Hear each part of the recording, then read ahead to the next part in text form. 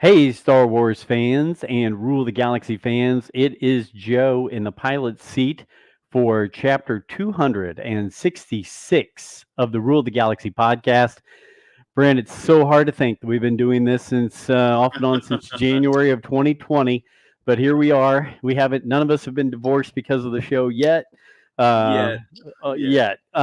But chapter 266, we're going to have a good amount of the regular crew with us here tonight, but we will also have a special guest who those of you who are watching on Twitter and YouTube right now can see. But as we start chapter 266, remember, whether it's on YouTube, whether it's on your podcast platform of choice, like, subscribe, pound that button, tell people, because it really helps us. We've been putting out a bunch of new content, little snippets of our show, funny little things. Go out there, watch those things, subscribe to it. I think you'll get a kick out of it. Some of them are very funny little snippets I pulled together. We've got some coming up of Steve Sansweet. We had uh, Emily, help me with her last name. Swallow? Emily Swallow. Thank I you. haven't seen any shorts come out yet of those. Uh, Have you put some shorts out of Yeah, Swallow's those interview? started out maybe today. I think those Okay. started today. So, but anyway, chapter 266. Thanks for always being here with us with the Rule of the Galaxy podcast. We do have some fun things coming up, not only on our special guest tonight, next week we have Kelly Knox and Clayton Sandell, two of the three authors of this book, which I was lucky enough to get a hold of, the Star Wars Return of the Jedi, a visual archive. And let me tell you something, it is a meaty and heavy book, and there is so much fun in this book. You need to go get this. It's a great book, but we'll have them on to talk about that next week. As always, we just had John Jackson Miller on, The Living Force. If you haven't checked that out, go get that book. Go and enjoy that. It's a great book if you like the prequels, and also, keep pounding all the authors that we've been getting on here. Brent loves that I use that word, so I'm going to keep using it. It's as bad as Flick Your Bit. It's about as bad as Flick Your Bit. Graham Hancock with the Legos, Star Wars Legos Force of Creativity. We just had him on, and he was great. And that book is now for pre-order. Comes out in July, I believe. So go check that one out as well. But Brent, now that I've butchered the entire opening ceremonies here, how are you doing, sir? I am better. I've was dealing with some medical issues and still kind of am dealing with it. So yeah, I had an infection in my foot. So if you remember back in the back a couple months ago, I said that I went to the Walt Disney World and I decided to ride the Millennium Falcon ride 14 times single rider ride. Yep. Well, you got to go up about 30 stairs or 40 stairs to get up to the single rider line. Doing that 14 or 15 times in bad shoes created an enormous blister on my foot. When it healed, an infection got in. And so I've been dealing with the beautifulness that is an infection in my foot. So, Okay. So other than that, like I've watched you guys a couple times, chimed in a couple times, but I am definitely doing much better than I was about 3 weeks ago this time. Okay. Well, I'm glad to hear that. I didn't know you were under the weather till I checked in, and you were like, yeah. So I'm glad things are turning for the better here. So as we usually go around and say hi to Alfie and D-Doc, we're hoping they both will show up sometime soon. I haven't been checking my texts, but today is Alfie's 47th birthday. So anybody who's watching, listening today or in the future, make sure you reach out on Twitter to Alfie. It's just A Molinaro. Tell him happy birthday. He's a big part of what we do here. So hopefully he'll get finished with his dinner and be able to hop in. And D-Doc was running late with some DIY project. So I'm sure he'll come chiming in here soon as well. But again, as you can see, if you're watching live, you see we have a special guest. This guy is a author, not only Star Wars, but so many other things. Marvel, gosh, the list goes on and on. Harry Potter, Back to the Future, Ghostbusters. I was looking at this. I was like, this is way too much. I can't believe you've written this much. But I'll let this guy take it from here. Mark, thanks for joining the show. How are you? I'm good. Thanks for having me, Joe. I really appreciate being here. Hi, everybody. I'm Marc Sumerak. And as we said, I am an author for a vast number of universes and galaxies that we know and love. I got my start writing for Marvel back in the late 90s, early 2000s. And then went on to expand into other fictional universes that we all are big fans of. Stuff like Star Wars, Back to the Future, Ghostbusters, all the way to The Office and Disney and all kinds of stuff.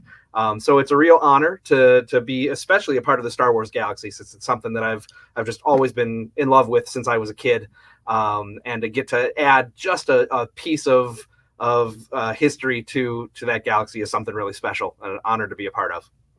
So, go ahead. Well, one question. I just wanted to jump in. Like you said, The Office. Now, looking at like the website that I've looked at, are you writing for the actual Office TV show, or are you writing for the fictional world that is created and spun off from the Office? It's the fictional world. Most of the projects that I do are supplemental to the stuff you'll see on the screen.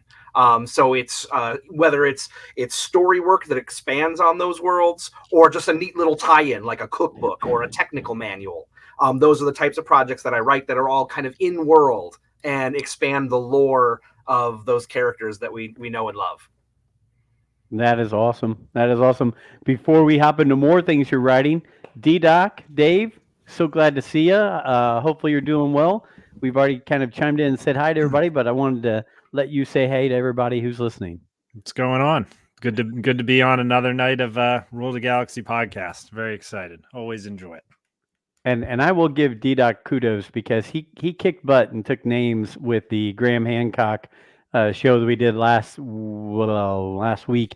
My computer, everything was going bad, and there were times where I had to shut down, and D-Doc just ran with it. So thank you, D-Doc, for doing that and covering my behind on all that stuff. Absolutely.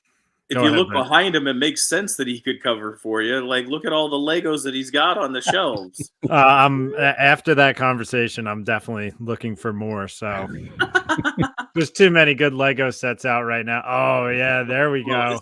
Is that the Daily Bugle? Is that what I see? That's the. I think I saw the pirate ship. Got the pirates, the Bugle, the Avengers Tower, the Disney Castle. Dude, I'm with you. I'm with you. That's my world. Wow. He's one of us. He's one of us. One of us. How I zen out at the end of the day, I build. There you go. That is great. That is great. So, Mark, originally I reached out to you because we were bouncing around. Like I said, we interview a lot of authors, whether it's of the fiction or nonfiction side of things. And I ran across, I believe, an upcoming book of yours, The Secrets of the Clone Troopers. Right. Now, I know we can't talk much about that, except can you give us a little bit about it in a broad scope, and then when it's coming out, when people can get that? Yeah, sure. Well, I'll tell you a little bit about the line of books that we've done as well. Insight Editions is a publisher that does licensed work with Lucasfilm on books that feature the Star Wars galaxy. And for the last several years, since 2018, I've been working on this series of books that I write called Star Wars: The Secrets of.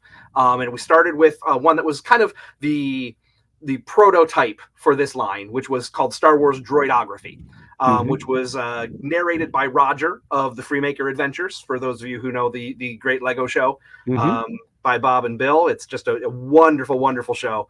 And so Roger's a battle droid who has got this quirky personality of his own. He's part of the Freemaker family. And he's just this fun character that loves learning more about his fellow droids in the galaxy. And so we thought it would be fun to write this book from his perspective. And this, we kind of did a catalog of all the droids that were out there. And from his perspective, which ones he liked, which ones he didn't, which ones had cool features, which ones kind of sucked. And it was all through Roger's snarky perspective. And, from one droid to another. And then we thought, well, we could do this for a lot of different things. So it kind of evolved into the Secrets of line. So the first official one in that line was Secrets of the Jedi, which was narrated by Luke Skywalker. Luke Skywalker in the modern day sequels. So on Octo, he's kind of passing on his knowledge through this book. And then the Secrets of the Sith followed that, which was narrated by Palpatine. And so that one was a lot of fun. And it's kind of, from the perspective of Palpatine, right before the galaxy realizes that he somehow returned. And so it's kind of him building up his master plan and letting you know everything that you should know about what he's been up to all those years. Following that, we did Bounty Hunters one, and that one was really cool because we got to have it narrated by one of my favorite characters to write in the Star Wars galaxy. It was Hondo Onaka. Who doesn't love Hondo? So we got to talk about all the bounty hunters and tell some true and some not so true stories, because Hondo is not the most reliable narrator in the world. Some were slightly embellished from Hondo's perspective, but that's okay. And then we did Secrets of the Wookiees, which just came out this past fall. And that one was narrated by Chewbacca. But since most of our readers are not terribly fluent in Chirrut, we had it translated through C-3PO. So 3PO is the actual narrator of the book, but he's kind of dictating what Chewbacca is telling him about Wookiees through the course of the narrative. And then we're moving on to the next one, which is Secret of the Clone Troopers. That comes out in September, I believe, if my release date is correct. And that one is narrated by good old Rex. And it looks at, the complete history of, I love Rex so much. And it was so much fun to write in his voice. I just, that's the thing I've loved about these projects, is because they're in world. They have these narrators that are so recognizable, getting to talk about these big ideas and the history of certain aspects of the Star Wars galaxy, but through the voice of a character we love, has just been so much fun. And these books are geared at younger readers. They're not long reads. They're about 32 to 40 pages, depending, but they're big pages. They're large books. And they've got a lot of flaps and inserts and unfoldables, gatefolds, all this kind of stuff with extra information and little ephemera that kind of tie into whatever we're exploring.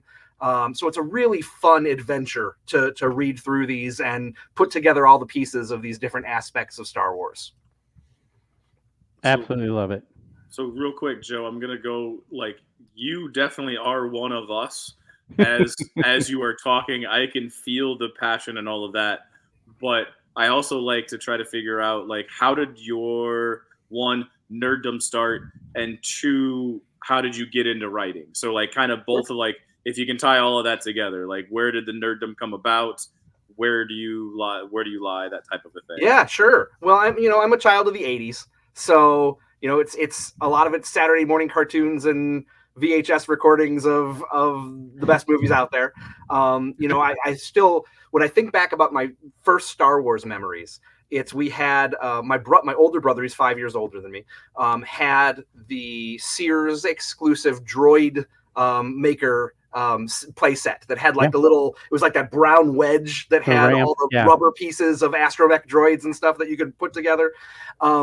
And that's what I distinctly remember as my first Star Wars memories, is sitting in the basement and putting together droids, which makes writing a droid book as my first Star Wars project pretty neat, to full circle moment. But for geekdom in general, it was Spider-Man and His Amazing Friends, and it was, finding the Transformers comics on the stand when I was really young and starting to read comics on my own, and discovering through that universe, the Marvel universe as a whole. And those 1980s toys and the comics that tied into them were kind of my gateway drug into the larger world of comic fandom, and my career at Marvel has spanned 25 years now. And so that was kind of where I started, and that was my home base for a long time. But I always had a deep love for all these other properties and all the pop culture giants of the 80s and 90s. So getting to expand into those eventually has just been such a blast, because they're all in my heart. I think the only one there's two that I haven't written for yet that I really want to get to someday, and it's Goonies and Indiana Jones. Those are the last two on my bucket list that I know. Once I got those, I've checked off all the ones I needed to do, and I could just have fun from there. Sorry, that's fantastic. And how did you get into writing? So how did you settle on writing? That's a good question. I was always a storyteller. Yeah. Yeah, as a kid, I was always a storyteller. I started writing my own comics when I was 6 or 7. And nobody saw them but my brother and my parents, but it was just for me. It was fun. And then in high school, one of my best friends and I in the back of our biology classroom, used to make our own comics because we had nothing better to do, and we were, we'd ace the tests and then we'd go make comics, and so that moved into me eventually deciding to become a creative writing major in college, and we started up an online comic company in like 1996 when the internet was still a baby, and published our stories online. Eventually that led to an internship at Marvel while I was still in college, which led to me getting hired on as an editor at Marvel right when I graduated.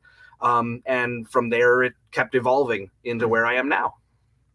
So it's always been kind of a lifelong goal. I remember when I was in college, I was originally an English education major. I was going to teach. And I have come from a family with a lot of teachers and an extended family with a lot of teachers. And I came home after my first semester and I had taken some creative writing courses, and I said, I think I really want to switch my major to creative writing. This is kind of what I want to do. And my parents said, well, what do you plan to do with that? And I said, I think I want to write comic books. And my dad, who's a mechanical engineer and is, brilliant guy, kind of looks at me and goes, okay, I'm glad you finally figured that out. And I said, okay, so do you support that? He goes, yeah. I mean, we knew that it was either going to be that or Muppeteer. And we're glad that you chose the slightly more viable path. So like my parents knew way before I did that this was where I was headed. And I just had to get there on my own. So that's fantastic. That's fantastic. Yeah. Go ahead, D-Doc. One question I thought of just while you were talking about that, you being a comic book writer, what was it like to see what Marvel did, starting with Iron Man and going all the way to Infinity War? Like, what was it like to see all these stories tethered together that were born in the comics, put up onto the big screen for you? It felt right. The thing about the Marvel Universe that I've always loved is even in the earliest days of Stan and Jack and Steve and all the classic books that they did in the 60s, it always felt like a shared universe. It always felt like a place where anyone from a different book could show up at any time, do something crazy, and then go back to their monthly title. And so when they started to build this universe and the characters started to cross paths and intertwine their adventures, it just felt like Marvel was supposed to feel. It really was amazing because I was one of the editors on the Avengers line of titles back when I first started at Marvel. And this was in 2000 through about 2004 that I was in that office. So it's about 4 years prior to Iron Man coming out. And so when I was working in that, I would occasionally go and talk in a classroom or to a group of people, and I'd say, hey, does anybody know who the Avengers are? And you'd get maybe like one hand would go up in the classroom, and a kid would be like, I think I do. And I'd say, okay, who's an Avenger? And someone would say, Wolverine. And I'd be like, close enough. And then I'd describe who the Avengers were and what they stood for. And now, you can't go into a classroom and have a single kid who doesn't know who the Avengers are. And the evolution of these characters being kind of niche, not household names into a multi-billion-dollar franchise is astounding to me, because I've been there for the journey. And now, mind you, I don't take any credit for any part of that journey happening. That's far more brilliant minds than I who made that happen. But it is amazing to have been on the train as it progressed and to see these characters finally get the due that we've always believed they deserved. For those of us who always enjoyed this universe for whatever reasons we were drawn to it, to finally see other people outside of people who read comics get to go, wow, now I understand why Iron Man is so great. Now I understand the appeal of Captain America. And to see not just kids in my son's preschool wearing Miles Morales t-shirts and all this stuff that would have blown my mind when I was younger, but also to see like moms wearing like Captain Marvel gear. It's wild to see how much it's permeated our culture now. I agree. I mean, if people don't like digging into all this stuff that they did back in the day to build into this with these DK books. I know it's not your line, but the Marvel side of it anyway. They're wonderful, though. They are. They're fantastic. I mean, it's like having they're called an encyclopedia. It's exactly what it is. I mean, you jump into those huge books and you can learn about all those characters, all those storylines, and I love it. I've always been a Captain America, Falcon, and Hawkeye. Those are my Marvel guys. And having So those yeah. resources is so important. Those encyclopedia type books, those explorations of the characters for the people who don't have 80 years of comic reading knowledge. And that's one of the things we try to do through this Secrets line that I'm working on for Star Wars, is to provide young readers the ability to say, wow, okay, I really like Chewbacca. I want to learn more about Wookiees. Where can I find out about that? And then all of a sudden there's a book devoted to every little aspect of life on Kashyyyk that you need to know. And it's a fun way to deliver that information.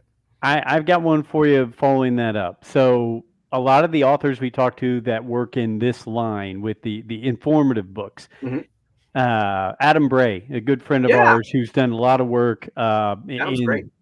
Marvel and Star Wars and everything else.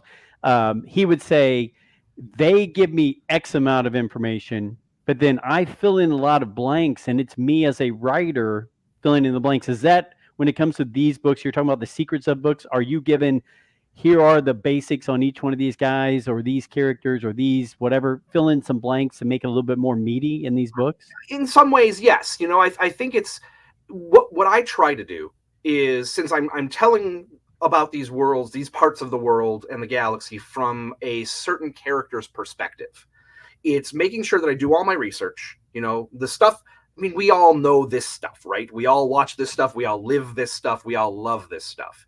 But there's a lot of content out there. And it's virtually impossible to experience every single piece of it. You know, there are novels that have come out that I haven't had a chance to read yet. There are certainly, you know, a comic here or there from a certain line that I haven't read because there isn't enough time in the day to get through all of the content that comes out. And so it's making sure that I'm doing my research for whatever the project is that I'm writing about, and then examining it from the perspective of whatever character is narrating. Because it may be a common fact about whatever aspect I'm exploring, but would Chewbacca know that? Would Palpatine express that? Even if it's something that's true, would he admit it? You know, so it's kind of taking that knowledge and twisting it from a new perspective or a new direction. And that's where I kind of get to have my fun, because the facts are established. It's how we approach those facts and how we deliver them and what voice and perspective we're using that we can really have fun with. And that's where adding a little bit more flavor comes in. Awesome. D-Doc, Brent? I'm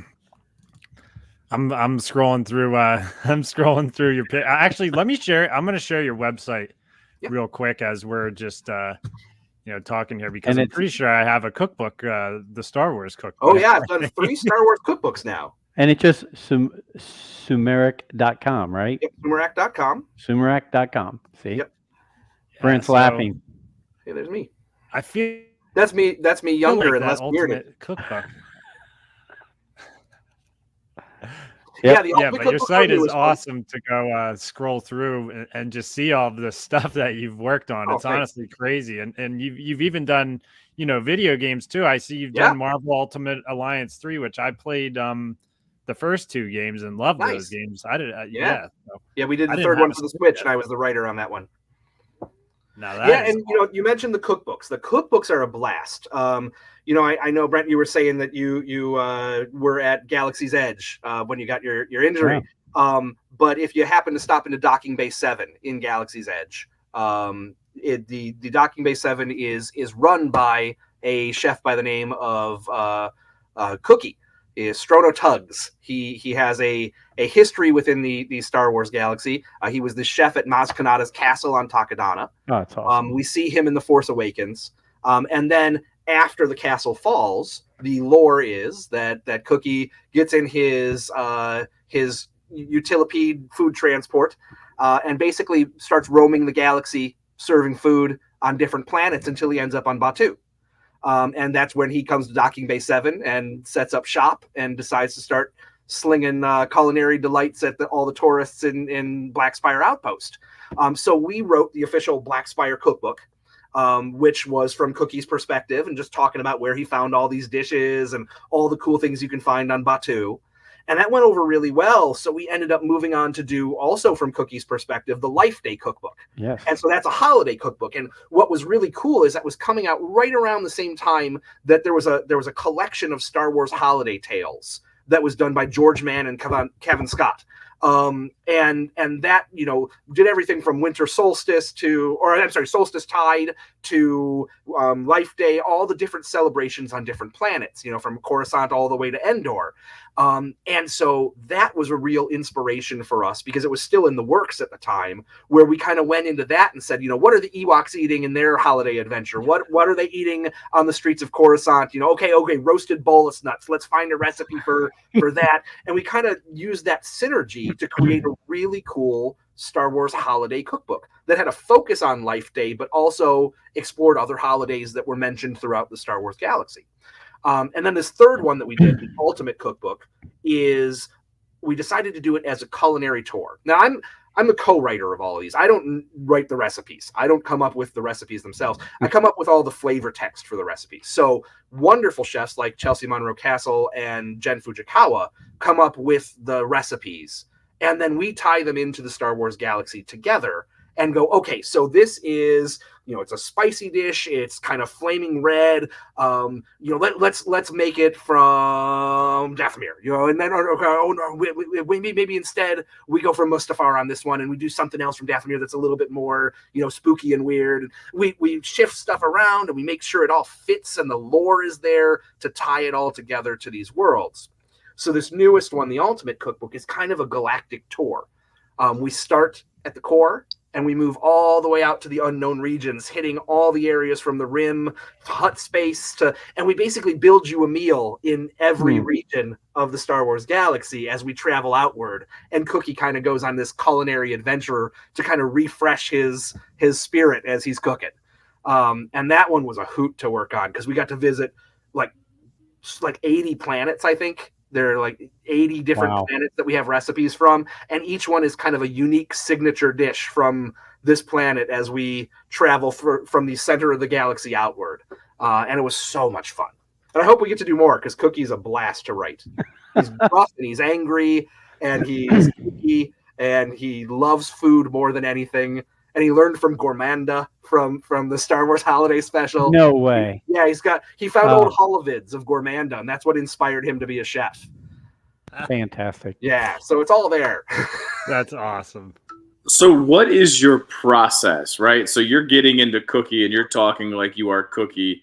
Right. How do you embody, like, how do you get Cookie to come out of you? Like, what is your process of, and the same thing with the Wookiees, like, how do you get into it with research and what's your process? No, you know, it is weird. Because as a person who started in the Marvel Universe, I'm used to having a lot of voices in my head.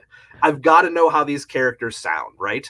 If I'm writing for a video game and I've got to write 40 different versions of a character saying the same thing because there are 40 playable characters in the game, Captain America doesn't tell people, you know, let's go the same way Spider-Man does, and the same way Wolverine would, and the same way the Punisher would. And so I have to know what these characters, what their voices are going to sound like, what their reactions are going to be, because they're all going to be different. And the moment it's not authentic, the moment it doesn't sound like them, is the moment it pulls you out of the project, whether it's on the page or on the screen. So for me, it's really just kind of sitting there for a while and stewing in the character. You know, when I was writing for Palpatine, for instance, you know, I rewatched the prequels. I rewatched the segments of Empire and Jedi that he was in, and just kind of rewound his voice over and over and over so I could get the cadence of it. And then I started typing the dialogue along with him as he spoke, so that my fingers kind of got the rhythm of his sentences and the way he structured things, which sounds weird, but it just worked for me.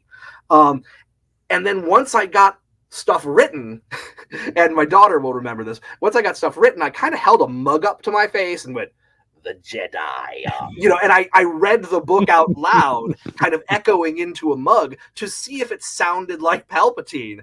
And if I stopped and went, no, I'd go back and I'd rewrite something, because you really want it to feel like it would come out of Ian McDiarmid. You know, you want it to be his voice. It's a little harder with Chewbacca, but when you've got Anthony Daniels in your head and you're doing 3PO, you can easily, you know, transition to the, oh my, you know, get the you know, that surprised kind of haughty 3PO version of what Chewbacca is saying onto the page a little bit differently. And so, there's a million different ways to do it. Everybody's process is different, but I have to kind of live in the character for a while. I felt very uncomfortable after writing the Sith one. There was like a week where I just I couldn't shower it off, because there was just too much darkness. But writing the Bounty Hunters one, was a hoot because it was Hondo, and he's just so carefree and like he blames everybody else for his problems. And he was a blast. I liked living in his head for a while. That was a lot of fun. I'm just picturing you writing the Sith book and like someone being like, "Are you all right?" and you turning around and having that Anakin look with like the red eyes, Yeah, my eyes were yellow and red. It was freaky. Do your homework. Don't ask Daddy questions. He's writing. Oh gosh, that's fantastic. So, obviously, Marvel was a big impetus to getting you going on all this. Looking at whether it's Harry Potter, whether it's Back to the Future, whether it's Ghostbusters, different things like that. Are there other genres or fandoms where you look and go, that really, really sucked me in when I did that book on that? Like I was really The Office, did any of them just like go, man, that really piqued my interest and now I'm more into them than what I was or anything like that? One of the ones that I did a couple of books for Firefly. And I mean, Firefly is a great show, but it's a very limited run. Mm-hmm. It was one season and a movie. And so going back to that, revisiting that, I loved it when it aired. I enjoyed it. I liked the vibe of it. It was really cool. But going back to it years later and revisiting it, re-immersing myself in it gave me a real appreciation for just how much depth there was to the characters and their interactions and the world that they had built. I got to write the tech manual for Serenity, the ship. And so it was really just so great to see how thought out everything was. Because, sometimes when you watch something on a first pass, you're immersed into it, you're sucked into it, you love it, Mm-hmm. but you don't necessarily see every tiny detail like you do when you go back and study it for a project. And so for me, it was really kind of refreshing just to see how immersed the creators of this show, both from the story side and the technical side, were in making this all feel so real. And I think that's true with a lot of the sci-fi shows that have, starships and all that stuff. I think we all kind of miss the fact of how much work goes on behind the scenes to make the imaginary into something believable and real that we never question, Mm-hmm. because it just comes to life in a way like it's always supposed to have been there. Right. That's hard to do. And you kind of, when you do projects like these, you gain a real appreciation for the work that went into it. I let you know beforehand, we might talk about a few different subjects, but one of the things that what you just said sparked in my head was recently with the re-release of The Phantom Menace. Oh, I sure. believe all of us went back and saw it in the theater, right? Did you go, Brent? Did you end up going? Yeah. Okay. Yep. So I know for me, I went obviously 25 years ago, saw it with friends, family, multiple times, all that kind of stuff. And we've all watched it a number of times, whether it's on VHS, DVD, Disney Plus, whatever. But it's another one of those things where you go back and you find those appreciation of the small things that you didn't really take the time to say, when I'm seeing this on the big screen, this stands out, or this makes such a different feel. Or the thing that got me was this time I went with my wife, and I went with her 25 years ago with our kids when they were little, but this time it was just she and I, and we sit there in the theater, and I looked over, and the amount of times she laughed at what Jar Jar was doing cracked me up. She sat there, and I would see her chuckle just at the little silly things that Jar Jar did. And I thought, if you're not some whatever with crazy ideas of, whatever, burn the world down kind of person, Jar Jar is supposed to just be fun, Mhm. right? I mean, and here she was, a grown woman with kids and grandkids, and she's chuckling at Jar Jar, and I'm just taking it in, going, appreciate that, enjoy that. And then for me on my side, the details of the pod race, the sounds of each pod racer, the feel of the rumble of each pod racer, you just you forget in that theater feel what that feels like. So are there things like that that stood out to any of you guys when you went back and did the rewatch in the theater after such a long time? Anybody? I could go, because honestly, it's like seeing that pod race in theaters again felt like the first time seeing it again. You know, it's like the introductions and everything. It was like I went with my little guy, and he's watched bits and pieces of Phantom Menace, but he hasn't sat down in theater and watched it. He's 7 years old, which it came out when I was 8, so it's like perfect time, especially for that movie. The pod race is amazing. I love the sound of Sebulba's engine. It's just something that's always got me fired up. I actually saw a video recently on the sound guys, how they were, choosing the sound for the engines. Like one of the sounds was an electric toothbrush for one of the engines and everything. Like it was everything from like Indy cars to like just they used everything in it to make each pod racer unique, and they put so much time into it. And it's like I could see David next to me just on the edge of his seat for the whole pod race. And I also noticed with Jar Jar, he was cracking up as well. It made me so happy because I liked Jar Jar when I was a kid. But it's funny because the moments when Jar Jar does things, I think they're very strategically placed throughout the movie to keep a kid's interest in that movie. Like anytime there's some serious stuff happening where maybe like a kid can kind of like drift away a little bit, it's like you got Jar Jar here doing something, and it's like, oh yeah, like it keeps them locked in. So I had a blast seeing it again. I really did. I loved it. Brand or Mark? I think one of the amazing things, Mark, that I think is really evident when you see it again on the big screen, is just how advanced the technology was for its time. This is a movie that is 25 years old now, and certainly effects have come a long way since then.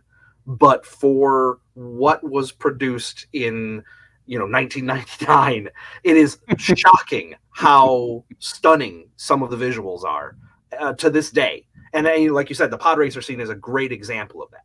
I mean, it is really just jaw-dropping at times to see all of that happening on screen at such a fast pace, but looking as lush and as realized as it does. And it's wild to think, that was made a quarter of a century ago, and it still, has that intensity and that believability to it in some areas. It's really amazing. And it's harder to appreciate that on a small screen. Go ahead, Brent. I agree. So yeah, I'm having some tech issues on my end, so that's part of, if I go in and out, I apologize, but you're fine. The vibrancy does stand out, but like the believability, I've always had a problem with. Like, this is just me. Like, I love the movie, but like the gratuitous use of CGI and there's almost too much of it has always kind of been an issue with me a little bit because of how vibrant it was. I was a huge fan of how lived in and how dirty and how grungy the original trilogy felt, and this felt like it was fresh out of the can. It was clean and pristine, which I believe was a stylistic choice, but as a 18, 19, whenever the heck it came out, year-old kid, I wanted it to be lived in and I wanted it to be dirty just like the original trilogy. I wasn't ready for that. But yes, the vibrancy is still there. It still pops. My annoyance with the battle droids is still large and in charge. I get that they're supposed to be slapsticky. I get like that. So the people that love the battle droids, I don't understand. I loved Jar Jar. Yes, he is a gratuitous CGI character. Loved Jar Jar. I loved his slapstick. I loved his humor. The Roger, and wait, does not compute. You're under arrest. Wait, that doesn't compute. You're under arrest. And then Captain Panaka and his statement, our security forces are no match for the battle-hardened Federation army. And it's like, they're not even that, because then the next scene, you see Qui-Gon and Obi-Wan slice through 12 or 14 of them like they're butter and not even take a blaster bolt. And it's like, are they really that terrifying if these guys can slice through them like that? So I never really understood the love of the battle droid. That's so foreign to me. I love them. And Brent, I think one of their things was George never got a chance to show how great a Jedi could be in the original trilogy. Like, he could only show so much, right? You swing the lightsaber, you do some jumps or flips, maybe choke somebody, whatever. In this, let's face it, between how two Jedi could slice through how many battle droids in no time, and then also the Jedi, Qui-Gon versus and Obi-Wan versus Maul at the end, that George was like, okay, I'm going to just show you how great Jedi and Sith can be, and so I get it. The battle droids, I mean, let's face it, they become even more comedy humor in the Clone Wars cartoons, right? I mean, they really become cannon fodder there. Again, yet another reason why they are lost on me. Like, it's just that whole thing. Like, I don't get it. I was just talking to a guy who today, I was at the game store for a little bit, and he came in and I started pitching my Legion to him, and he wanted to play the battle droids, and I was like, why? And I went into the whole thing, and like, they are my least favorite. Like, the B1s are just not, like, I don't like them. I can't get it out of my head. There was something else I was going to say, and I didn't get into the Maul, and it's really just the battle droids that I don't like, because the saber duel between Qui-Gon, Anakin, and Maul is gorgeous. It's weird that the power generator is in the location where the power generator's at, but it's awesome. It is one of probably top 5. And to be honest, with the top 5 lightsaber battles, if not like top 2 or 3. But I will be honest, watching it this time, it stood out to me that it felt like a lot slower than it did when I was younger. Like, watching it as a 44-year-old, it felt slower.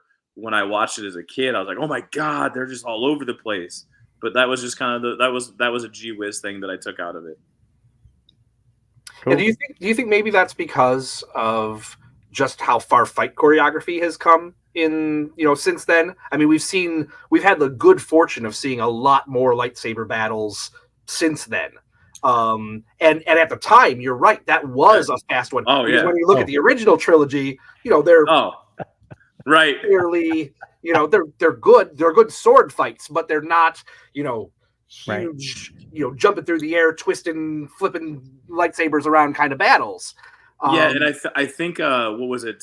Season 7, the Maul Ahsoka fight, sure. Which is essentially the same kind of fight, but I feel like that, and I believe it was mocap that was turned into animation, but at the same time, it was much faster, or at least it feels much faster going back and looking at that fight versus looking at the Maul Qui-Gon fight. Right. Still one of the best fights in the world, with the Duel of the Fates in the background. That whole, and when you see Maul spark the double lightsaber for the first time, I don't care how old you are. Yeah. I'm talking about it right now and I got chills. Like that, like there is just something about when he does one and then the other one slowly pops out that you're like, oh my God. They didn't miss on that shot. They did not. Pair that with the soundtrack of Duel of the Fates. It's just like, it's just insane, man.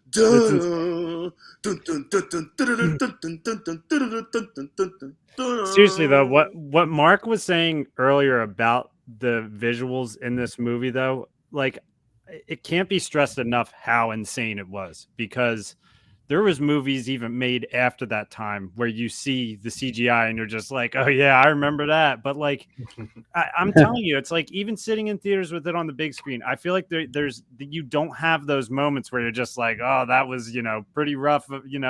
Back then it didn't look as good now. It's like, it was insane what they did with it. Watto was awesome in it. He feels like a real character. It's, I don't know, all the Gungans, obviously.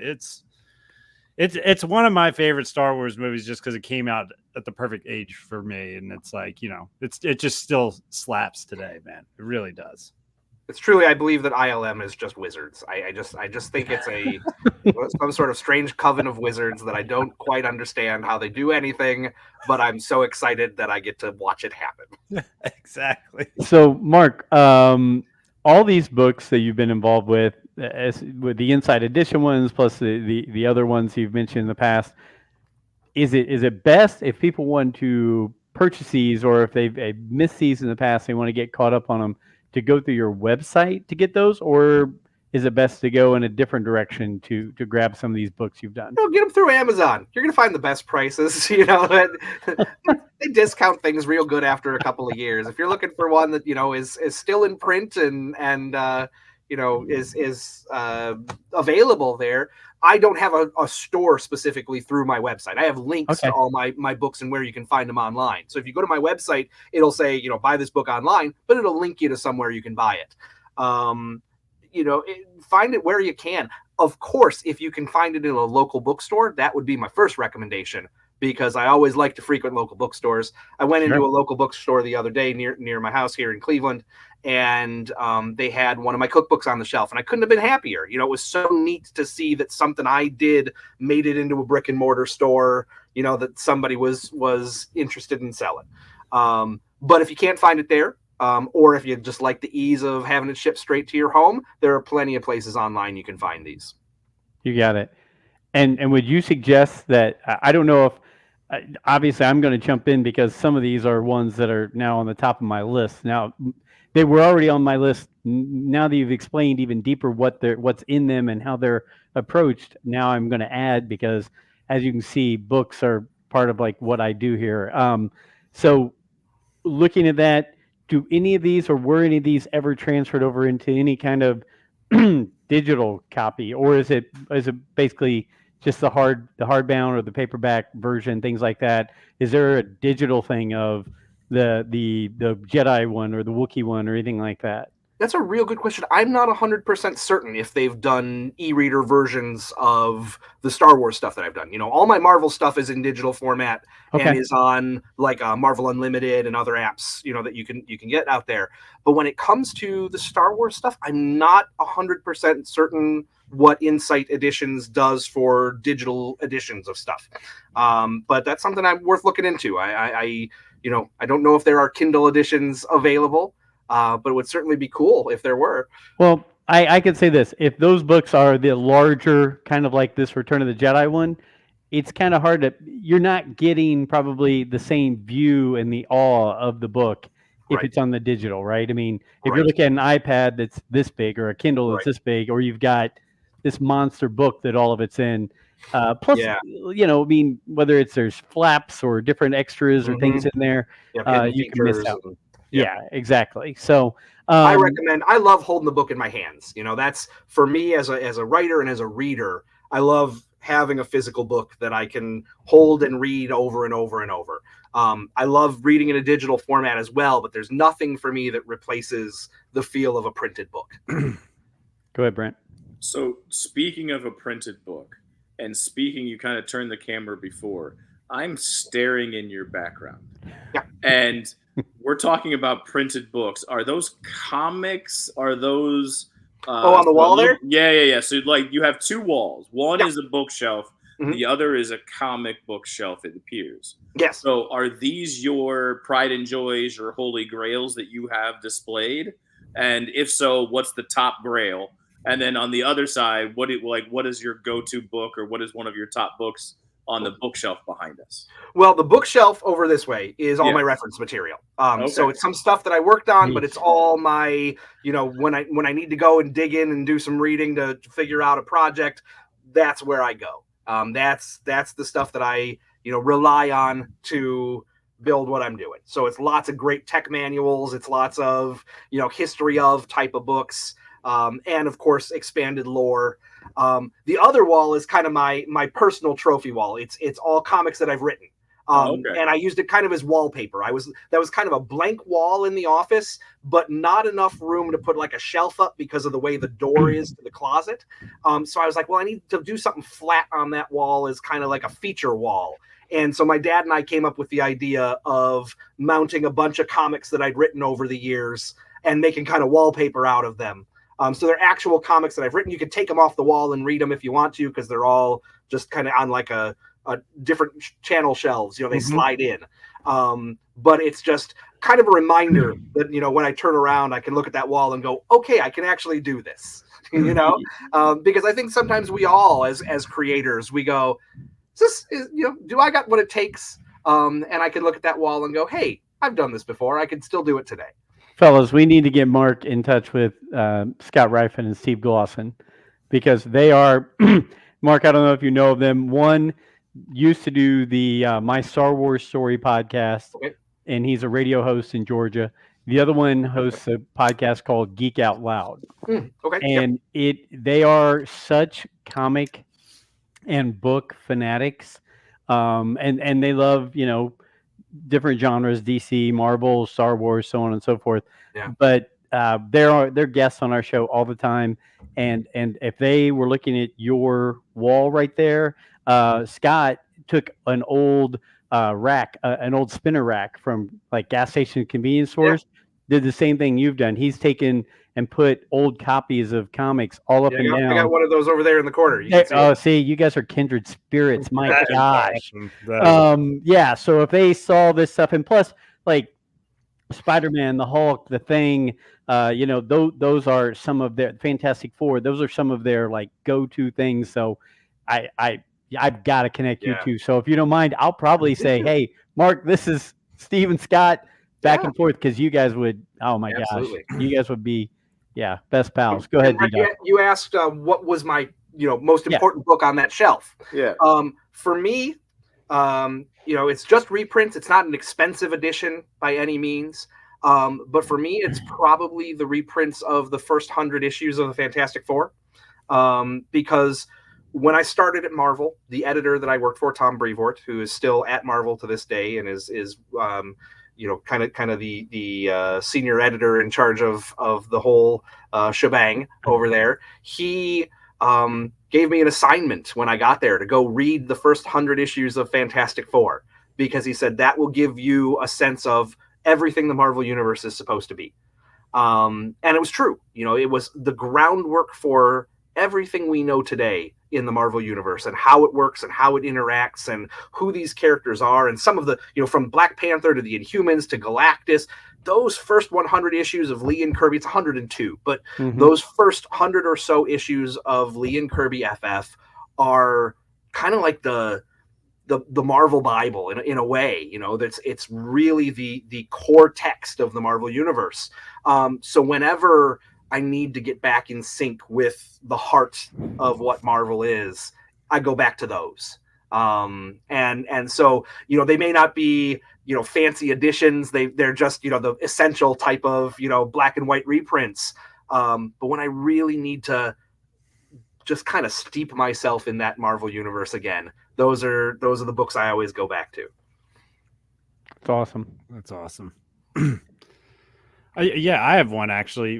When it comes to your books, whether it's a comic or even some of the other books that you've done, do you ever have any input on the cover art? Because I feel like cover art is such a big part of it as well. Like, especially for comics. Like, do you ever get to talk to the artist and be like, I kind of picture this? Or yeah, absolutely. And when I was an editor, even more so, because the editors are the ones who are kind of the liaisons between the artists and the writers, and they make sure that the cover is not only going to be an image that ties into the story in the book, but that it's going to be enticing and that it's going to sell, and that it's not going to be similar to something that was produced 3 months earlier on a different book in the line. So the editor really does have to maintain what's going to happen on a cover. So I had a lot more input when I was in editorial. But as a writer, sure, I can say, oh man, I really feel like, in this particular issue of Avengers that I'm doing, it would make a lot of sense to have these characters doing this on the cover to kind of let the reader know what's about to happen. or we can't reveal this thing until the end of the story, so let's make sure that's not on the cover. Maybe let's make it a mystery and stage it from an over-the-shoulder shot, so we can't see who the villain is. So we do get some say. But 9 out of 10 times, these cover artists give us something that's going to knock you right out of the park, even without any input. I mean, that's the most amazing people in the world, drawing these images that really just grab your attention from moment one. So we're very fortunate to have these consummate professionals creating these images that make our stories look a whole lot better right from the get-go. Absolutely. They don't need my input, but they're always glad to listen to it. Cool. So then that actually bodes the question, because I'm ignorant to the whole comic world. Do you get pictures that inspire the story, or do you get storyboard pictures that inspire your story, or do you write the story and then they make the pictures off of the story? It's a great question, and it's story first. It's similar to filming an episode of a TV show. You can't put the actors in front of a camera and say go without them knowing what the story is. So same thing for the artist. We have to have a script for them to draw off. And everybody scripts differently. There's different styles of scripting. Some people are very loose about it and work with an artist who can then take a paragraph and turn it into 3 pages. But usually we work in a full script format, which means we write a block of dialogue or a block of description for each panel on the page, and then the dialogue that goes along with it. So that we know from moment to moment to moment exactly what needs to happen in the progression of the story.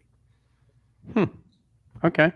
And then there's room for adjustment. There's room for variation. There's room for a great artist and storyteller to take what you've written and say, hey, what if we approach it from this angle instead? Or what if we broke this into 2 panel moments? Or what, and we work as collaborators to tell the story in the best way possible. So then does the artist have a little bit of control of changing the story a little bit based upon the way they want the pictures to work out? I think as long as there's discussion, yeah. Yeah. You work in terms of changing the story as a whole, once the story is, approved by an editor, we can't go in and change the nuts and bolts of it too much, but we can change the way that it's being told from moment to moment. And these artists are such amazing storytellers that if they say, hey, I get from point A to point B, but I'm doing it in a slightly different way because visually it will be more stunning. Or I think the character would do it with this flourish instead of the one you've described. Certainly, I'm going to defer to their talents and say, that's a great idea. Or I'll say, hey, no, I had it this way for a reason, and here's why. And then we can work back and forth to find a good middle ground. Yeah. Go ahead, D-Doc. No, I'm just sitting here thinking it's just funny because, I always used to pick up comics and would sift through them. And it's like, I feel like I'm starting to see graphic novels a lot more too now on the shelves. It's like my Target, where they didn't have this section before. It's like they have like a young adult graphic novel section. And my son, who's 7, he likes to read like 30 minutes before he goes to bed. Well, he's really caught on to the graphic novels. I think the book is called Dog Man or something. Yeah. Those are hugely successful. Yeah. And, he just recently was reading through Percy Jackson and stuff. And that's why it's funny. It's like when I'm looking for books for him now, I'm looking for these graphic novels and stuff. And I'm like looking for the Star Wars ones too. It's like, I really think it's a good format for kids to read and, obviously adults too, but, I agree with you. And I think it's been a big cultural shift. Whereas when we were kids, comics were viewed as disposable entertainment. They were viewed as kind of lower level storytelling, and they weren't something, because they were 65 cents and, you rolled them up and put them in your back pocket when you were done. They weren't literature. And I think what has changed over the years is not necessarily that, there's been any huge difference in the format of a comic or of a graphic novel, but it's the realization of the world at large that it's a valid storytelling medium and that any story can be told in a comic just as well as it can be told in a novel. It is just a delivery method. It would be like somebody saying movies are great, but television sucks and you shouldn't watch television, but you could always watch a movie. it's a delivery method. It's a different delivery method. And there are so many kids out there who learn to read through the combination of words and pictures. Yep. Storybooks are where we start our children when we're teaching them to read. And there's a reason for that, because there's so much context in the visuals that helps lead them through learning those words. And comics are a huge, huge benefit to being able to explore and excite young readers. Mm-hmm. I just want to echo that, because working in the education world, I've worked with some pretty good English teachers. One of the smartest guys that I know was an English teacher and said that he started reading because of comics and because of graphic novels. The second thing that I would go into is last year at the school that I work at, the English language learners, we have high school kids, we have kids from like right now, the school district that I work in has 72 different countries represented. And we've had about, I want to say 100 kids move in just this year from East Africa, from, we also have a lot of Burmese refugees, but there's a lot of people that move in that have not a strong grounding in English language. They wanted to teach Moby Dick, but they didn't use the book. They used the graphic novel of Moby Dick. And that's one way to lower that, right? You can get the same story. The kids can have access to Moby Dick, which is like a ridiculously high literature. It's a lot of symbolism, it's written at a high level. But now if you take it and you put it into a graphic novel form, they're still getting the same level of knowledge about what's going on, but you don't have to have as much background knowledge, because those panels are providing that background information, which allows kids to access it at an easier way. So I just wanted to echo everything that you were saying, that even coming from the education world, I fully support DDoc, Little Doc reading graphic novels. Right. It's so true. What we're doing in comics and graphic novels is we're replacing description with depiction, right? So we're taking big blocks of text that you would read in a novel and turning them into a picture that you can look at and get the exact same context and experience out of, just in a different visual format. And so when you think about seeing a movie that's based on a book, you may see a character silently walking through the desert, and it's stunning. Like, let's think of Dune, a character walking through the desert, and then the sand starts to rumble and you see a sandworm approaching. Maybe a single word isn't uttered in that entire scene, but it doesn't make it not understandable, doesn't not visually stunning. It doesn't make you not have a sense for the world that you're in. But in the novel, that might have been 10 pages. Exactly. Maybe 15, right. Right. And so you're getting the same experience without the words through the visuals, and it's really no different translating it into comics. They're just static images instead, and they're static images in a sequence that bring them to life. So it is fascinating. It really is, to study how those formats go hand in hand, and the pluses and minuses of both. I feel like, first of all, we're usually kind of a low humor, goofy podcast, but I feel like we should have the rainbow with the star with the more you know, right? Yeah, going across right now in the middle of our show, because I've learned a lot. A very special episode of Rule the Galaxy. Special episode. Mark, are there in whatever, well, Star Wars first, are there favorite characters, favorite movies, favorite soundtracks, different things? What are some of the things that hit home to you in Star Wars? You like, Star Wars means this to me, and this character stands out, or this storyline stands out, things like that. What do you have on that? I mean, I think to me, I think Star Wars means hope. And I mean, it seems so obvious, with A New Hope being the first, of the movies we ever saw. But at the same time, before I ever knew that was the subtitle of a movie, it still felt like it was about hope. It felt like it was about people overcoming huge odds against an insurmountable foe and surviving, finding a way not just to survive but to triumph. You think about the rebels against the Empire, and it's this scrappy group of scruffy nerf herders that are getting together. Scruffy looking. Yeah, right. To take on, just this massive force that is, in control of everything. And there's no way to win that battle, but they do. They find a way. And it's overcoming insurmountable odds. And I think so many of the characters in any of the trilogy really speak to that. I have always been a Luke guy. I've always loved Luke, and I love old Luke just as much as I love young Luke. I think that he's just a wonderful character with a wonderful journey. But in the newer ones too, there are a lot of characters that I found myself really just enjoying. I love Rey. I'm so excited to see what they do, with Rey in whatever this next installment is going to be. And I know my daughter is as well. It's fun to see how that spirit carries over throughout the entire arc. And certainly there are moments that feel hopeless in some of the movies. And that only heightens those moments where we can finally grasp onto it again.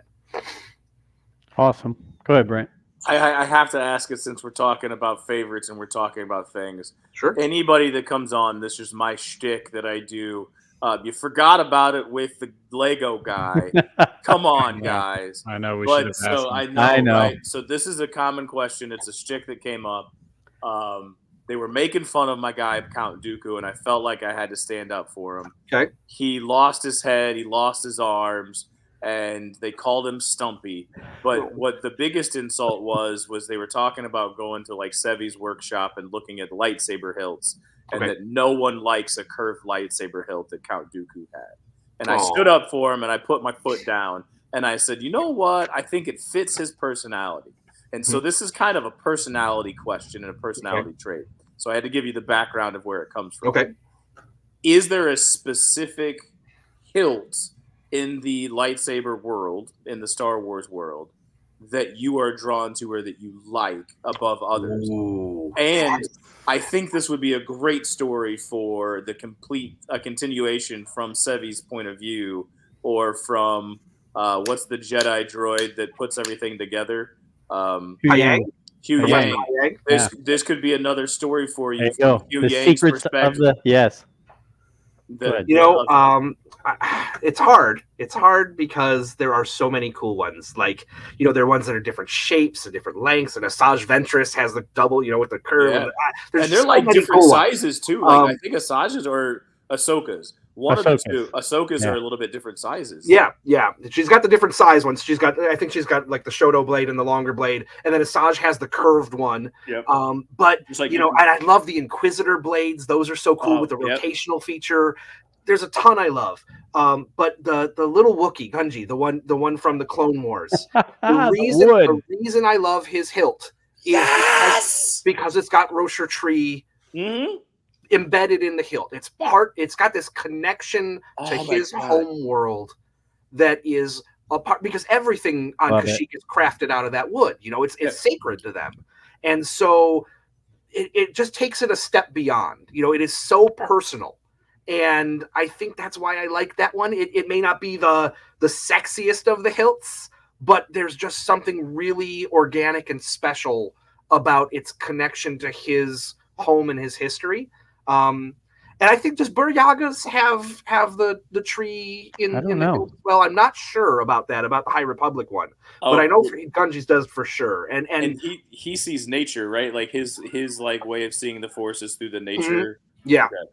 And so it's that to me, I think is just this, it goes the extra mile for me. I absolutely love when somebody comes up with one that we haven't heard before. And you have a valid, I love it. I'll go back. One of the ones that I like the best is I really like Ezra Bridger's first one. The first one, the gun saber, because it's different. Saber. I love that. Right, because again, it comes down to, just like you said, the reason why you like Gunji's is because there's a connection, there's a meaning to it, and I think it fits personalities, right? I love the fact that it fits the personality of the person who's there. I really like Rey's golden lightsaber too, because it has part of her like pole staff, and it's kind of, it looks like it's a scavenger's saber. Yeah. So this was my lightsaber hilt I made because I'm a plumber, and one day I was like soldering something, and I'm like, this kind of looks like a lightsaber hilt, and then it turned into That's this. awesome. So this is like, my special one because, exactly what you're saying. The lightsaber hilt is like a connection to the person. And it was like, when I built this thing, it was like, ooh, it's got hair on it, cat hair. When I built it, I was just like, this just feels like it felt like the Force was in control when I built that thing. I kind of like just blacked out and made it. And and it's like the Kyber crystal. The Kyber crystal chooses you as much as you choose it.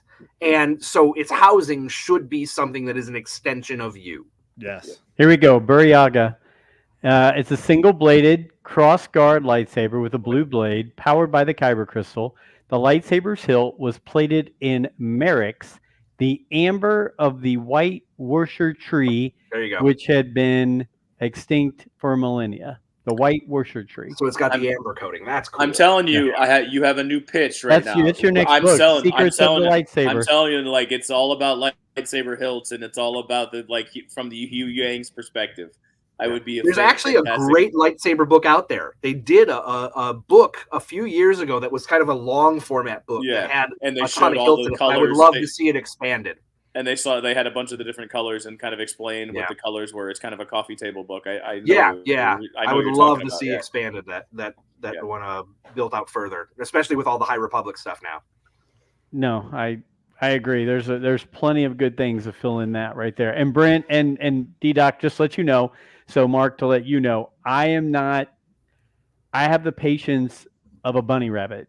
I bounce around. That's stretching. That's stretching a little bit. So I am not a Lego guy because I just can't sit long enough. But so we did the show with Graham, and I was telling somebody about it, and I was at their house, and they said, "Hey, I did the Mandalorian helmet," and they said I took it back apart. I've got it in the box, and they said if you want, you can start and become a Lego guy. And they gave it to me because I want the Rex one. I want a Y-wing and I want a Rex. Those are the X-wings. Those are the Legos I want. But this is my starter kit right here. This is the one I'm going to jump into. And it was a gift, so I appreciate it. To Logan and Lucy, thank you for the gift, by the way. So I'm probably going to have to try that out. And cool. And the reason I did step into a larger world. There we go. And the reason I brought this up earlier, not only because you were talking about Rex and everything else, Rex is, I have a few favorite characters. Rex is up there with that. But I've had this, for quite a while. And of course, it's still in a box. And I don't know why I'm not an in the box guy. But it's been out of, they've stopped making it. Well, I think you guys all saw Hasbro Plus and Entertainment Earth, $24.99. They're on pre-order again. You can go get these. Nice. So I might have to go get another one so I can open it and have Rex out and going because I'm afraid to open this one now. It's one of the very few I haven't opened. You can even see my Obi-Wan. Yeah, right. I mean, right there. I mean, I love the Obi-Wan and the clone armor. I was like, the heck with it. Everybody says don't open those. I was like, it's a toy. I'm opening it, but I still haven't opened the Rex for some reason. So I don't know. And as we can see, you also have quite a few. Real quick, D-Doc, you've probably been putting this up there. Dr. Squatch has been hopping in here. I 3D printed a life-size Lego lightsaber the other day. Got to sand it and spray paint it now. Dr. Squatch coming in. Squatch, you got to share that with us, dude. Yeah, we need to see a picture of that when it's we done. we need to see pics. But Dr. Squatch, always a nice person to come in and comment on all of our shows here, guys. We've kept Mark for quite a long time here. Anything else you guys want to hit with him? Any other things that you guys want to ask him before we let him go and have the rest of his evening besides just talking to us goofballs? I mean, do you have, aside from assembling, like what you have is like the monster Lego fortresses over there, like, do you have anything else that you collect? Like, do you have a hobby space? Like, what is, like, personally, is there something in the nerd space that you hobby collect and all that? For me, it's a lot of it's with my kids. We build a lot of Lego together. I collect comics. I collect, books for stuff that I love. I tend to, my library is very full. When we built my office, I have a whole additional room that is like an 8x10 closet that has about 30,000 comics in it. So that's all over there. But when it comes to Lego, I think, my pride and joy is the fact that I still have all of the sets that I built in the mid 80s to early 90s. I found them at my parents' house. I had somehow, as a young child, had managed to keep them all intact and was only missing a few pieces, which I was able to find online. And so I have, like, from the very first castle all the way through, like, the pirate stuff, I have full runs of classic vintage Lego. And I like to rebuild those. And I like to introduce my kids to them because they have a special meaning to me. And certainly they aren't as ornate and intricate as some of the modern day sets that they build. But there's just something real special about not just building sets that interest me with them, but to build sets that are actual sets that I built when I was their age, and to have their hands on the same bricks that I built with when I was their age. There's something just really special about that.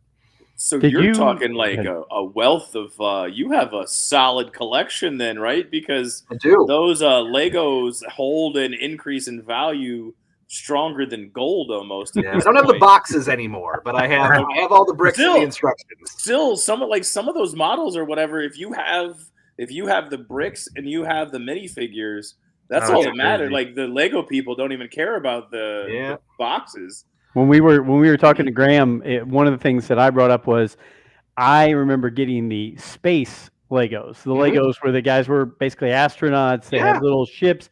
And being a Star Wars fan, the first thing I always try to do is, how can I make this into an X-Wing? How can I make this into a TIE fighter? And that was and he even brought up that in his book, talking to the Lego people and talking to the Star Wars people, they all talked about how they were kit bashing Legos to try to make those things before 1999 when Star Wars and Phantom Menace and Legos all came together. So I remember building A-wings and Y-wings out of those pieces all the time. That's awesome. That's awesome. Mark, real quick, best way, I know you just said Amazon, whatever, things you want to promote, anything. I know you've got, like I said, the Clone Troopers book coming out, the Ultimate Cookbook is out now. Yep, that's out. Anything else you can say or say your projects you're working on? Do you want to promote while you're here? My most recent book that just came out was The Art of Invincible Season 1. It's a in-depth look into the making of the Amazon original series Invincible. So that was really, really fun to work on. Got to talk with a lot of the creative folk who worked on that, including the creators of Invincible, Robert Kirkman and Corey Walker, and get their insight into how the animated series was made from, transitioning from the comic into animation. So that was really a blast to work on. And then, of course, Secret of the Clone Troopers is coming out this fall. I don't think I even have an image of that up on the website because it just got officially announced. But it is going to be lovely. I've seen some of the interiors now and how it all came together, and it's just gorgeous looking. And it's going to have so much information from Rex's perspective on not just his fellow clone troopers, but the vehicles they piloted, the foes that they faced, the generals that they worked with, the campaigns that they fought in. So it's a whole lot of information about their time in the Clone Wars and beyond. We'll certainly see a familiar batch of fellas as well who have been on further adventures. So that'll be really interesting to get in people's hands in September. I have two other things to go along with that. One, when it comes, obviously you've teased some really great things in the Clone Troopers. Is there anything that you'd say in the Jedi, the Wookiee, the Sith, or the Bounty Hunter book that you'd say, here's something, a little tidbit out of that will really entice people to say, I mean, you've already enticed us with who's its point of view and everything like that, but is there something about one Jedi or one Sith or one Wookiee or one Bounty Hunter where you're like, this is really cool. You're going to want to check this out in one of those books. Well, I think one of the things I loved about the Sith book is that it connected a lot of dots. There's a lot of space between when Palpatine seemingly perishes in Jedi and when he reappears in the final installment. And I think for a lot of young viewers, it's important to know what the progression was to get from where we last saw him to where we see him again. And from his perspective, we get to connect a lot of those dots in that Sith book.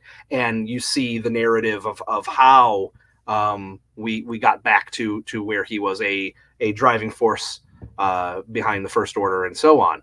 And so I think that was something that I really enjoyed getting on the page for readers to get to experience in kind of one place, because that information was there, but it came out through a lot of different projects that were all kind of interwoven in different ways. And then to be able to kind of put it all together put that puzzle together for younger readers was a really valuable thing, I felt. Awesome. My last question that I have for you, do you hit a lot of the conventions or anything like that? Because I know, talking to Mark Thompson, the voice actor, talking to John Jackson Miller, talking to Vanessa Marshall or Emily Swallow, they're constantly bouncing around to some of these. I think you have a plethora of things that people would want to see or get signed or whatever. Do you get a chance to go do many of those? I don't do as many as I used to since I had kids. And since COVID, those two things kind of, I stopped doing them a little bit because I had young children and it was weekends and I didn't want to go away. And then also COVID happened and I was kind of like, I don't really want to go to places with lots of people. And then I kind of got used to not doing them. And for a writer, it's a little bit different. For a writer, it's selling copies of books that we already bought or already have, as opposed to doing sketches and making money off of those. And so it's not terribly lucrative to do a ton of conventions when you're a writer. It's more about getting out there and meeting people and just, getting the good word out about what you're doing. And so I'm easing back into that, hopefully over the next year or so, now that my kids are getting a little bit older and there's more flexibility in the schedule. But it's something that I haven't done in a while and certainly always enjoyed doing. So it'll be nice to get back to in the future. Sounds good. D-Doc or Brent, any closing questions or thoughts? Go ahead, D-Doc. I have one final one, and it's random because it was something I read when I was looking up what you've done. Mm-hmm. It said on your Wikipedia some of your inspiration came from playing a character at SeaWorld. Is that because when I was a teenager in college and high school, that was my summer job. I worked at SeaWorld. My very first position at SeaWorld was as a costume character. Awesome. So I hugged children in my warm whale suit, and it was great. It was absolutely wonderful when you're 16 years old. Yeah. And then after that, I was a sound and lighting technician who ran live shows in the park. So made sure that you could see whales in pools and that kind of stuff. So I think that's a bit of an exaggeration, and certainly I think that whichever one of my friends updated my Wikipedia page with that, just put a fun reference to my history in there. But it was inspiring in one issue of Spider-Man. I wrote an issue of Spider-Man where Peter Parker's class goes on a field trip to a SeaWorld-like theme park, and the villain Orca shows up to protest the captivity of the whales and tries to set them free. And it's up to Spider-Man to swing into action and stop him from destroying the park and releasing all the animals into the wild. And so that was a lot of inside jokes for those of us who worked at SeaWorld while still being a very relatable adventure. But it was certainly inspiration for that. But I don't know that I would say it factors into all of my work. Yeah, the only reason I asked that is because I live near Sesame Place. Oh, nice. Which was like, I could get into SeaWorld for free because I worked at Sesame Place. Sure. It was like sister companies under Anheuser-Busch. Yep, so absolutely. Anytime I tell people, I worked at Sesame Place where I started there right out of 8th grade. So, Gotcha. I know how it is to work in the theme park life. I did. Well, like your characters used to come and visit our parks every summer. So when I was working at SeaWorld, I worked at the SeaWorld in Ohio. We had a SeaWorld in Cleveland for some reason. And so the Sesame Place characters would like come in and do a week-long span of shows and stuff at our park every summer. So we're practically related. Absolutely. I had to work that in there. I didn't know whether it was legit or not on the Wikipedia, totally. but I had to throw it in there because I'm a theme park guy myself. Yeah, same. That was my first That's job. awesome. Good, Brent. Have you had a pinch me moment, or like what has been like so kind of like leave it on this? What was like the moment where you're like, man, am I really able to do this? Or like the pinch me, like I'm really able to do what I want to do? There have been so many. I think every time you start work on a new IP, on a new universe or galaxy of characters, you kind of have to shake yourself a little bit and go, I can't believe I get to do this. Like I can't believe these characters that I always loved that, yes, maybe I've worked on Marvel for 25 years and I've done other things that are big names. The fact that I get to do this one is just so crazy to me because it's something I've always loved. And I think the very first time that I walked into Lucasfilm, as a guest who was working on a project for them, and I walked past the Yoda fountain and I went into their lobby and somebody came down to get me and they took me upstairs to a conference room and I'm walking past oh, that's, we went through where ILM is. And I'm like, that's Vigo the Carpathian. And they're like, yeah, that's the real one. And I was like, oh, okay. And they're like, and these are mats from Close Encounters and these are mats from E.T. and they're just right there on the wall and I could touch them if I wanted to, but I didn't. But it's really this just like, you can't believe you're there kind of moment. And even though it's easy to take it for granted sometimes when you've done it as long as I have, there are still these just moments of awe where I stop and go, I can't believe that this is a career. I can't believe that I get the honor of being a part of this. Because it's something I always dreamed about. And so I try to hold on to those moments. I'll never forget the first time I walked into the doors of the Marvel offices. I'll never forget the first time I went to Lucasfilm and ILM. It's those are things that will stick with me and inspire me for the rest of my career and will remind me why I do this. Awesome. Well, Mark, I will say this: you've been a pleasure. You've been great to work with, not only Inside Editions, but you as well. They've been great to interact with. You've been wonderful setting this up and putting this together. So I can't thank you enough. And man, you've got a plethora of stories and background that we will continue to dive into if you'll let us. We would love to have you come back when some other projects come up, because I think people, when they sit and listen to this, they're gonna be like, wow, this guy has done a ton of stuff, right? We need to pay attention to this. Brent said it earlier. When do you ever stop writing? I don't think he stops writing. If you look at his website, there are hundreds, I feel like. But yeah, it's a lot, but it's worth it. It's worth it. Well, we truly appreciate it. I know, as you can see, Dr. Squatch, even such cool insight. Thank you, Dr. Squatch. But we really loved having you on. We're gonna, like I said, we'll get this. It's out live now, but we'll put it as a podcast soon. And then as more projects come out, feel free to let us know if there's anything we can do with you, or we'll keep reaching out and see if you want to come back. And awesome. And you've been great to have on. We really learned a lot. It was one of our educational shows that we've had so far. So that's what I try. Yeah. So thank you so much. And like I said, hope to have you back soon. For all of our fans, for all of our listeners, everybody who's a part of what we do at Rule of the Galaxy, 266 episodes in. That's almost a pinching moment. Can't believe we're doing that. Thanks for following. Thanks for listening. As Brent always wants us to do, like, subscribe, the podcast, YouTube, everything. We're putting out daily content on YouTube. Some of it's fun and just short little things. Some of it's longer version.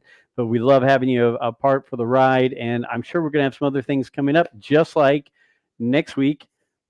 Kelly Knox and Clayton Sandel. Yes. Return of the Jedi Visual Archive.